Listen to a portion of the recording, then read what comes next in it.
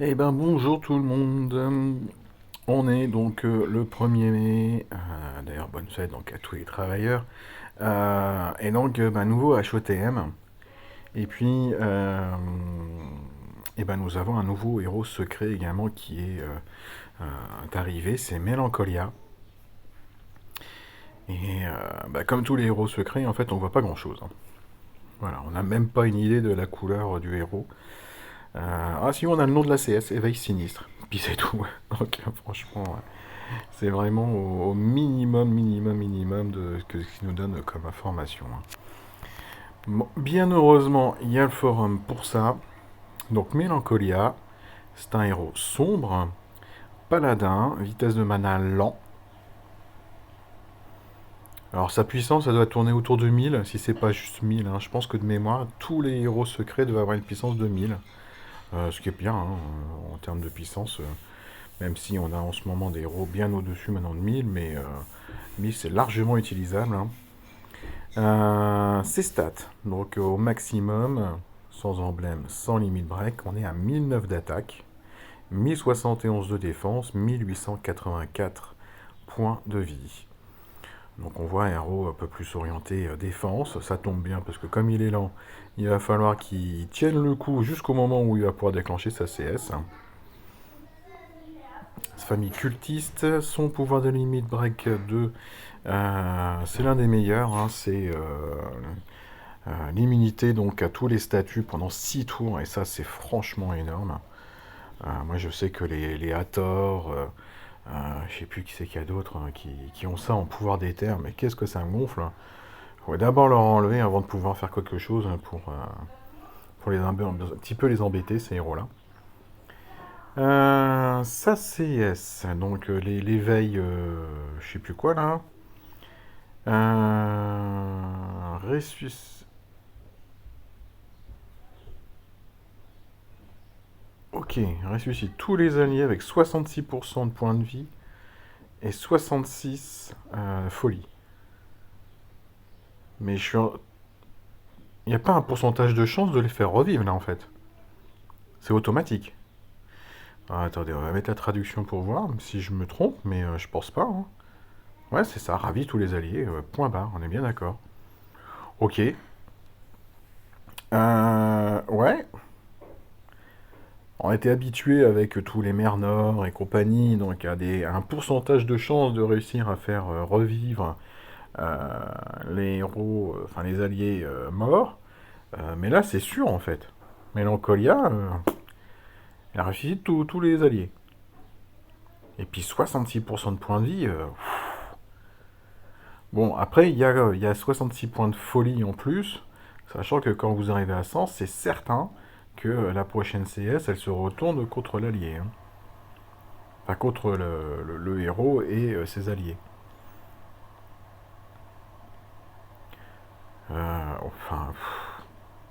Franchement, je le vois dans une défense, ce héros. Il faut vraiment le tuer en premier pour être sûr qu'après il vous laisse peinard.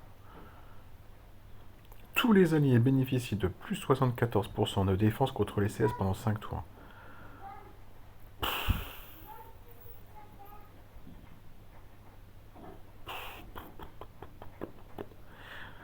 Ok. Si un allié, à l'exception du lanceur, donc de Mélancolia, est vaincu en 5 tours, tous les ennemis subissent 400 dégâts. Oh non, mais sérieux, c'est hyper punitif quoi.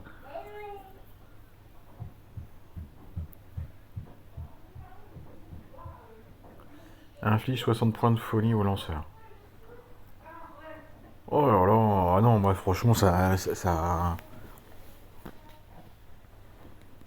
Enfin, vous le mettez dans une défense, vous affrontez Mélancolia dans une défense. Donc vous tuez un petit peu tout le monde, etc. Il fait revivre tout le monde. Là, vous êtes déjà dégoûté parce qu'il faut recommencer les 2 tiers donc, du raid que vous avez fait juste avant, parce que 66% de points de vie, c'est énorme. Mais vos CS vont être particulièrement inefficaces. Et si vous tuez l'un des héros, donc l'un des alliés en fait de Mélancolia, vous allez vous prendre des dégâts. Et si c'est les copains de Mélancolia, en fait, qui avec leur folie, en fait, tuent les copains, tuent ses propres copains. Et ben moi, je vais me prendre 400 points de dégâts quand même.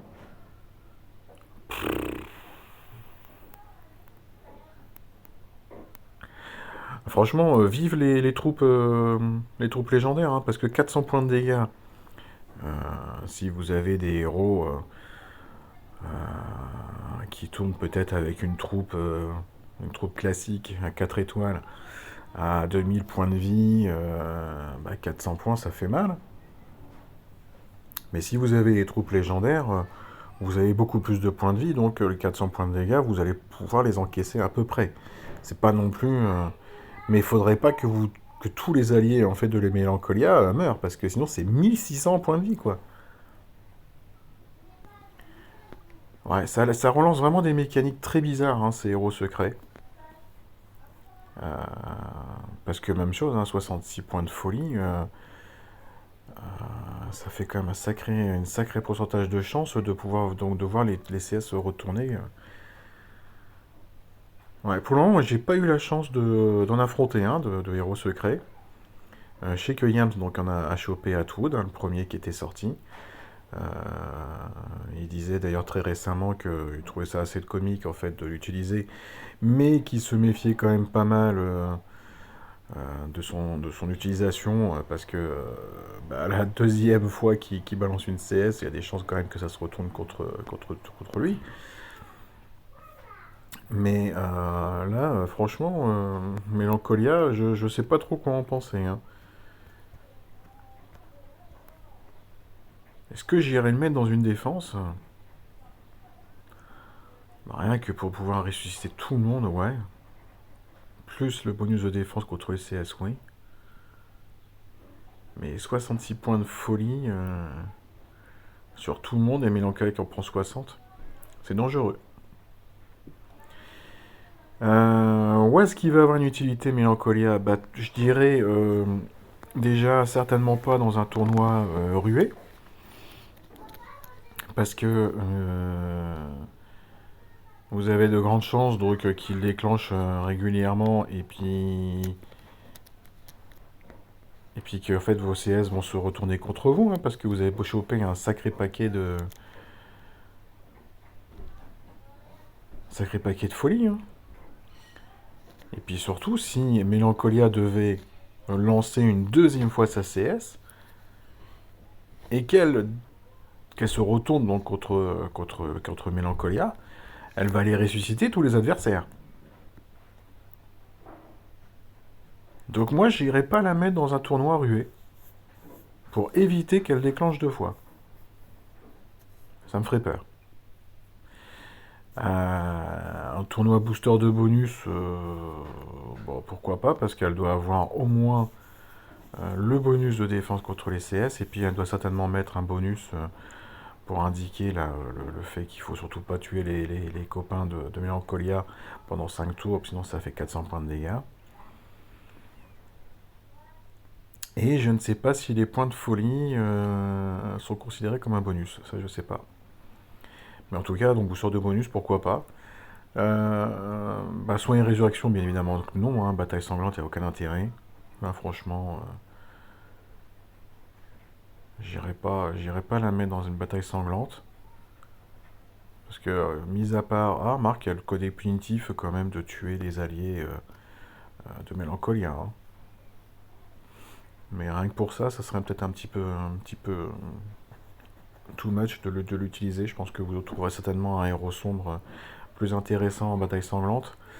Euh, sur les titans, bien évidemment que non.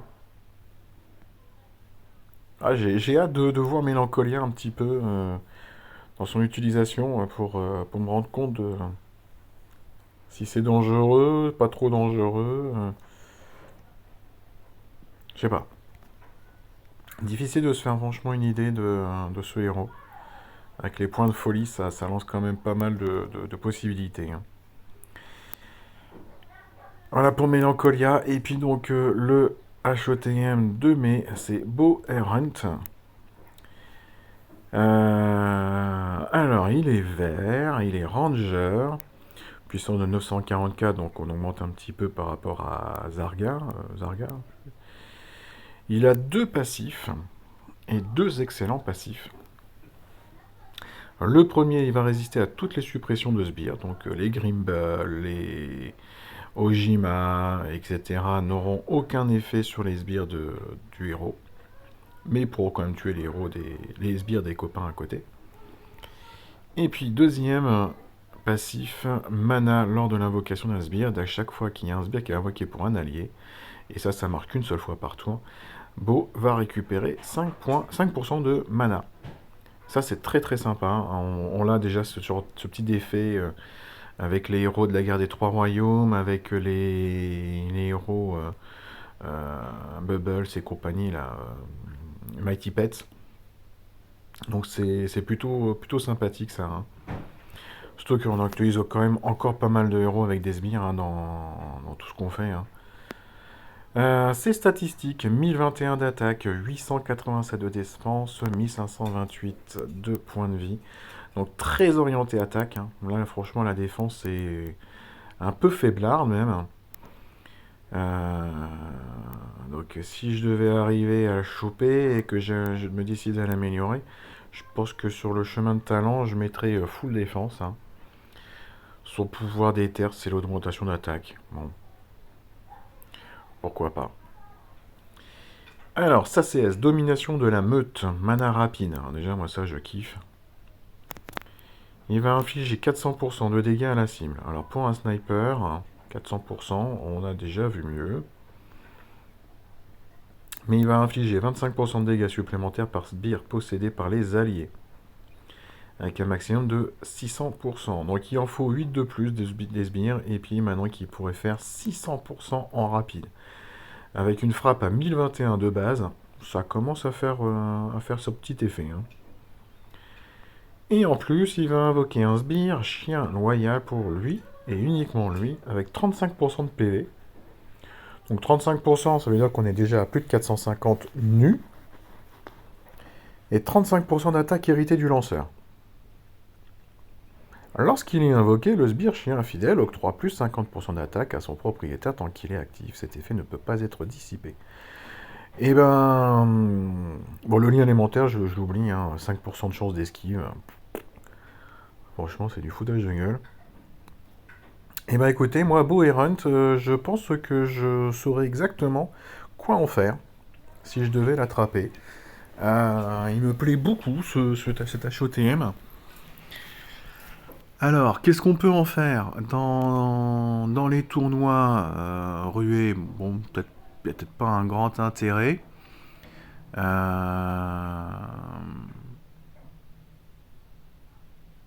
Parce qu'une fois qu'il sera mis deux sbires,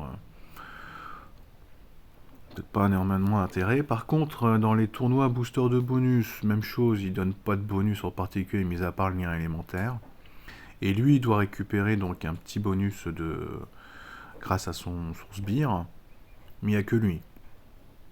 Dans les batailles sanglantes, pourquoi pas, parce que un sbire, rien que pour lui, bah déjà, au moins, ça va lui laisser un peu plus de survivabilité. Sur les titans, bah lui tout seul, il fait rien de particulier, il augmente pas l'attaque, il baisse pas la défense, il baisse pas la défense élémentaire, il fait rien de particulier, et puis le sbire n'augmente que l'attaque de Beau, hein. Donc il n'y a pas d'effet particulier sur un titan. Par contre, je vous disais, moi je sais exactement ce que j'en ferai de Beau et Runt. C'est parce qu'effectivement, moi j'ai en vert, j'ai Ginger, qui est mana rapide aussi, qui fait donc des sbires pour tous les copains. Donc elle en met 5. Et si je la déclenche avant Beau et Runt, comme ils sont mana rapides tous les deux, il suffit simplement que je sélectionne donc Ginger avant, j'ai 5 sbires. Donc je sais que Beau et Runt déjà va taper à 5 x 25, ça fait 125, donc 525% de dégâts, ce qui sera déjà pas mal du tout. Et puis Ginger va retaper sur quelqu'un au hasard en leur foutant une grosse claque. Donc moi je sais exactement ce que j'en ferais si je devais choper Boerhunt et puis si je devais l'améliorer. J'en ferais un joli duo avec Ginger. Sans souci. Franchement sans souci. En ce moment j'utilise pas mal pour faire des dégâts en vert. En rapide, j'ai Almur, j'ai Kenmon, j'ai Elnada. En très rapide, j'ai le dragon. Ah, le dragon, il peut être sympa aussi à utiliser un petit juste avant Boerhunt. Parce que s'il y a des bonus adverses, j'augmente l'attaque de tout le monde. Ouais, je peux faire peut-être un joli petit trio avec Boerhunt, Ginger et le dragon. Bref, en tout cas, moi je pense que c'est un héros qui peut être très très sympa pour faire de l'attaque. Voilà, si vous avez comme moi des héros verts qui font des sbires en rapide, alors là pour le coup, je suis désolé, mais en rapide, en vert qui fait des sbires, il y a qui? Mis à part Ginger. Moi j'en ai pas d'autres. Hein. J'ai Arco, mais il est moyen. Telluria, elle est moyen aussi. Puis franchement, sortir Telluria, faut avoir du courage. Hein. Ah, les Adria. Ah non, mana moyen. Ah, zut, raté. Mieliki, c'est moyen aussi. Buddy, c'est moyen, puis il en fait que 3. Hein. Bref, ouais, faut chercher à savoir s'il y a des héros éventuellement en rapide, en 4 étoiles ou 5 étoiles, qui vous donneraient des sbires. Là, moi, j'ai franchement rien d'autre. Hein. J'ai rien d'autre. Mais là, vous pourriez donc vous faire un petit truc sympathique pour attaquer, pour taper. Hein. Moi, ça me choquerait pas hein, d'utiliser donc Boerhunt, Ginger et Almur. Je déclenche Ginger. Je déclenche Almur, je baisse la défense élémentaire sur 3. Boerhunt passe derrière et puis donc récupère les 25% pour chaque sbire pour faire très mal sur une des 3 cibles que j'ai sélectionnées grâce à Almur. Et Ginger en plus s'amuse de taper 2 fois derrière, une fois derrière Almur, une fois derrière Beau. Donc moi ouais, je m'amuserais bien. Je pense qu'il a du potentiel ce héros, ce HOTM. J'aime beaucoup ses passifs. Ça serait sympa que SG nous propose davantage de HOTM avec des passifs aussi intéressants et puis surtout qui peuvent avoir un véritable impact hein, parce que 5%, voilà, moi je déclenche Ginger, s'il manque un tout petit peu de mana pour Boerhunt, 5%, ça peut faire la différence. Voilà, voilà les amis. Donc là-dessus, je vous laisse. On se retrouve en fin de journée pour pouvoir parler donc du tournoi et de la ligue, comme tous les soirs, hein, en espérant que je puisse continuer encore demain soir. Allez, bonne fin de journée à tous. Ciao.